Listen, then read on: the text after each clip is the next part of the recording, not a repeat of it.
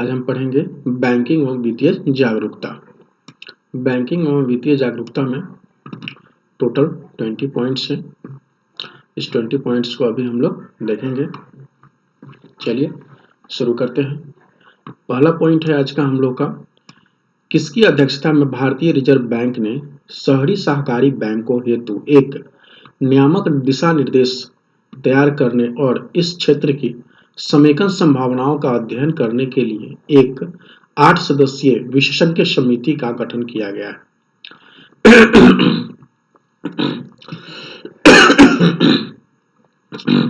तो वो किसकी अध्यक्षता में किया गया है? तो एनएस विश्वनाथन की अध्यक्षता में किया गया। एनएस विश्वनाथन की अध्यक्षता में एक समिति का गठन किया गया है, 8 सदस्यीय समिति का, जिसकी अध्यक्षता कौन कर रहे हैं? एनएस विश्वनाथन। किस लिए किया गया है? तो भारतीय रिजर्व बैंक ने सहकारी बैंकों हेतु एक नियामक दिशा निर्देश तैयार करने के लिए एक समिति बनाया है सहकारी बैंकों के लिए। यूसीबी, अर्बन कोऑपरेटिव बैंक, शहरी सहकारी बैंक जिसको बोलते हैं, इसके लिए एक दिशा निर्देश तैयार करेगा। उसके लिए एक समिति बनाया गया है, 8 सदस्यीय समिति, जिसके अध्यक्ष कौन होंगे? एनएस विश्वनाथन होंगे। क्लियर? आइए 2 नंबर में आते हैं। 2 नंबर में है एशियाई विकास बैंक। एशियाई विकास बैंक एडीबी कोविड-19 महामारी से लड़ने हेतु स्वास्थ्य सेवाओं और चिकित्सा उपकरणों के लिए किस अस्पताल श्रृंखला को 100 करोड़ रुपए का ऋण प्रदान कर रहा है? तो वो मेदांता हॉस्पिटल है, इसको 100 करोड़ रुपए का ऋण दिया है। 100 करोड़ रुपए का ऋण दिया है किसको? मेदांता हॉस्पिटल को। कौन? एडीबी के द्वारा दिया गया है। एडीबी आपको 100 करोड़ रुपए का ऋण दिया है किसको? मेदांता हॉस्पिटल को, कोविड-19 से लड़ने के लिए। ये याद रखना जरूरी है कि किस हॉस्पिटल को दिया है। तो मेदांता हॉस्पिटल ग्रुप को दिया है। कितना पैसा? 100 करोड़ रुपए है। और कौन दिया है? तो एडीबी दिया है। एडीबी की हेडक्वार्टर कहाँ है? मनीला, फिलीपींस में है। क्लियर? चलिए, अपना डेबिट कार्ड लॉन्च करने वाला पहला सरकारी वित्तीय संस्थान बन गया। वो खुद का डेबिट कार्ड, अपना डेबिट कार्ड लॉन्च कर दिया है। कौन? तो वो सरकारी संस्थान है Kerala financial corporation. Kerala financial corporation के द्वारा खुद का डेबिट कार्ड लॉन्च किया गया है। इसमें बस इतना ही रहेगा।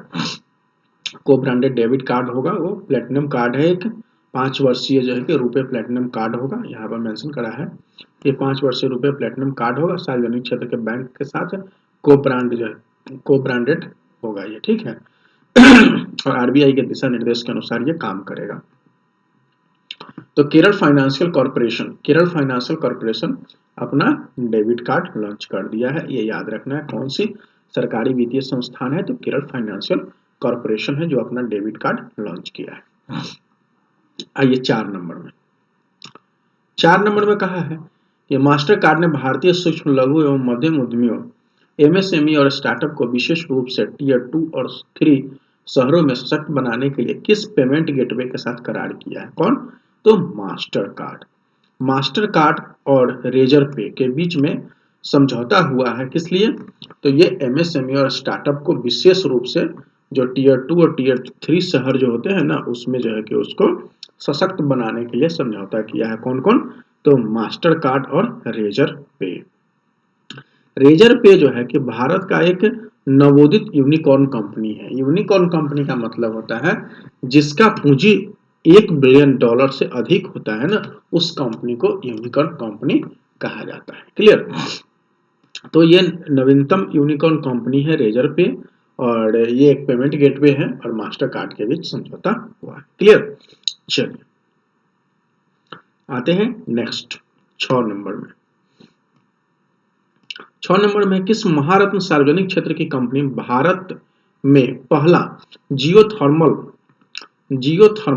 फील्ड डेवलपमेंट प्रोजेक्ट, तो कह रहा है कि किस महारत्न सार्वजनिक क्षेत्र की कंपनी भारत में पहला जियोथर्मल फील्ड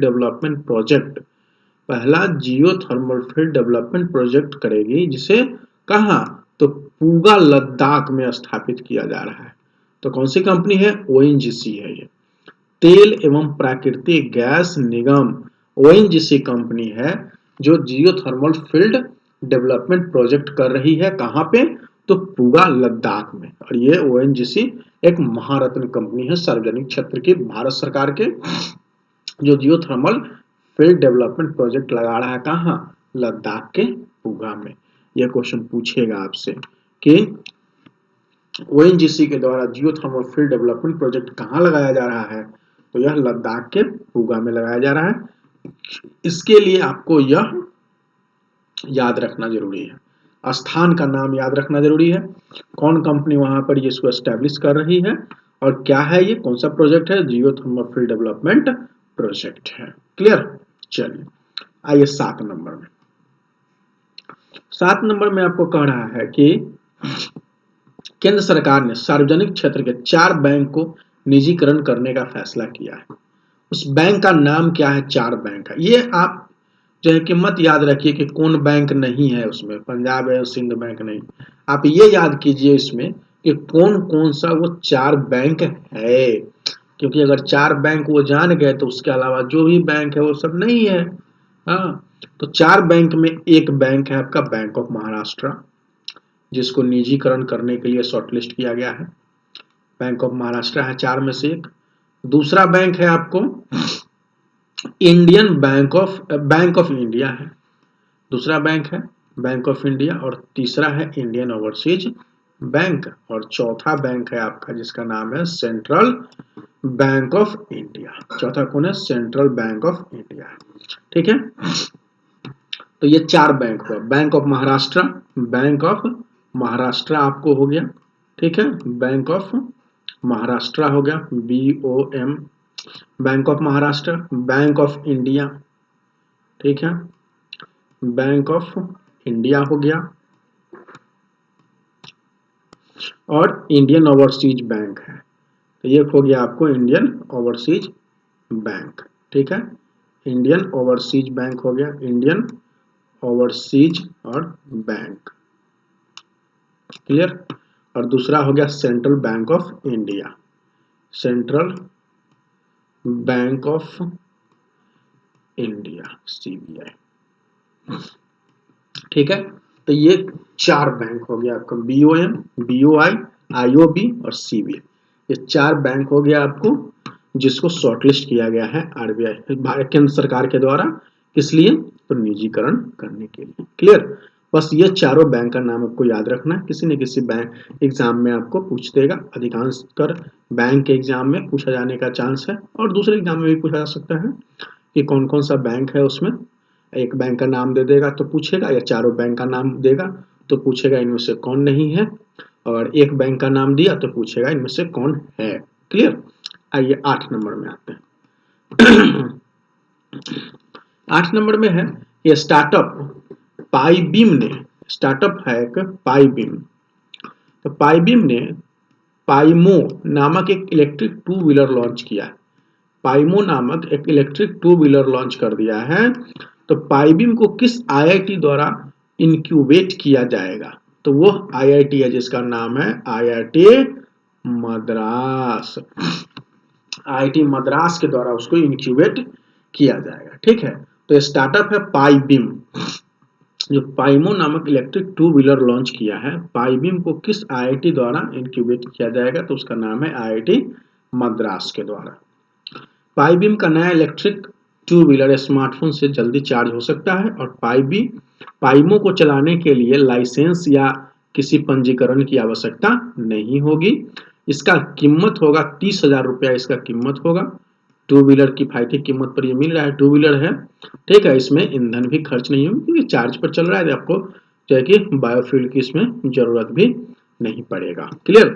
तो इसका नाम क्या है इस 2 व्हीलर का? पाईमो नाम है इसका, और स्टार्टअप पाईबीम के द्वारा इसको लॉन्च किया गया है। और कौन? तो IIT मद्रास जो इंक्यूबेटर है, IIT मद्रास के द्वारा इसको इंक्यूबेट किया जाएगा। क्लियर? 30,000 कीमत है इसका, और इसमें चलाने के लिए कोई लाइसेंस या पंजीकरण की आवश्यकता नहीं पड़ेगा। आइए 9 नंबर में देखते हैं। 9 नंबर में है दूरसंचार, टेलीकॉम और नेटवर्किंग उत्पादों हेतु प्रोडक्शन लिंक्ड इंसेंटिव पीएलआई योजना के लिए भारत सरकार द्वारा 5 वर्ष में बजट खर्च कितना होगा? इसमें 12,195 करोड़ रुपए का बजट खर्च इसमें निर्धारित किया गया। 12,195 करोड़ का बजट खर्च निर्धारित किया गया। इसलिए तो दूरसंचार टेलीकॉम नेटवर्किंग उत्पादों हेतु प्रोडक्शन लिंक इंसेंटिव इसके लिए कितना पैसा आवंटित किया है? 12,195 करोड़ रुपया भारत सरकार के द्वारा बजट में इतना पैसा आवंटित किया गया है। ठीक है, 12,195 करोड़ रुपए प्रोडक्शन लिंक्ड इंसेंटिव के लिए। क्लियर? चलिए ये अमाउंट इसमें ज्यादा महत्वपूर्ण है। ये अमाउंट हो सकता है किसी एग्जाम में पूछे, जब एग्जाम हार्ड होता है तो यही सब अमाउंट पूछ देता है, जिससे आप कहते हैं कि एग्जाम हार्ड है। जिसको ये याद है उसके लिए तो कुछ नहीं है। ठीक है, तो प्रोडक्शन लिंक्ड इंसेंटिव पीएलआई योजना के लिए भारत सरकार के द्वारा बजट में कितना पैसा आवंटित किया गया है? 12,195 करोड़। आइए 10 नंबर में। 10 नंबर में है कि 16 फरवरी से राज्यसभा में विपक्ष का नेता गुलाम नबी आजाद साहब जो थे कांग्रेस के, राज्यसभा में विपक्ष के नेता, वो उनका कार्यकाल समाप्त हो गया, तो उनके जगह पर मल्लिकार्जुन खड़गे विपक्ष के नेता बने हैं नया। वही कह रहा है कि 16 फरवरी से राज्यसभा में विपक्ष का नेता कौन होगा? तो मल्लिकार्जुन खड़गे होंगे। क्लियर? बस इसमें इतना ही। हो सके तो नहीं भी पूछे किसी एग्जाम में, लेकिन आप याद रखिए, ऐसे भी आपको पता होना चाहिए कि कांग्रेस की तरफ से विपक्ष के नेता कौन है राज्यसभा में? तो वो मल्लिकार्जुन खड़गे हैं। गुलाम नबी आजाद पहले थे, अब वो उनका कार्यकाल समाप्त हो गया। चलिए नेक्स्ट 11 नंबर में आते हैं। 11 में है कि वित्त वर्ष 2021-22 के लिए केंद्र सरकार द्वारा अपने फसल बीमा कार्यक्रम प्रधानमंत्री फसल बीमा योजना PMFBY, इसमें से भी क्वेश्चन पूछता है। फुल फॉर्म ये देगा आपसे, फुल फॉर्म पूछेगा, या इसमें से किसी भी एक लेटर का आपको फुल फॉर्म पूछेगा कि बी का मतलब क्या है, एफ का मतलब क्या है। ठीक है, हाँ, तो इसको याद रखना है। प्रधानमंत्री फसल बीमा योजना, कितना पैसा इसमें आवंटित किया गया है? तो इसमें 16,000 करोड़ रुपए आवंटित किए गए हैं। 16,000 करोड़ रुपए आवंटित किए गए हैं। किस लिए? प्रधानमंत्री फसल बीमा योजना के लिए 16,000 करोड़ रुपए पिछले साल के मुकाबले 305 करोड़ रुपए अधिक होगा इस बार। 20-21 में कितना था, जिससे 305 करोड़ अधिक करने के बाद 16,000 करोड़ रुपए हो जा रहे हैं हमारे 21-22 के बजट में। क्लियर? किस लिए? प्रधानमंत्री फसल बीमा योजना के लिए। आइए 12 नंबर में आते हैं। 12 नंबर में है आरबीआई के वित्तीय साक्षरता सप्ताह FLW 2021 का विषय क्या है?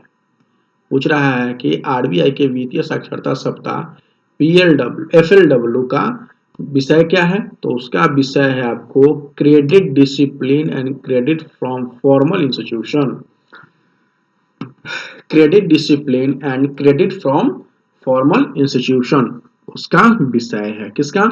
तो वित्तीय साक्षरता सप्ताह जो आरबीआई के द्वारा मनाया जाता है, जो इस बार 8 फरवरी से 12 फरवरी तक मनाया गया है, उसका विषय क्या था इस बार का? Credit discipline and credit from formal institution.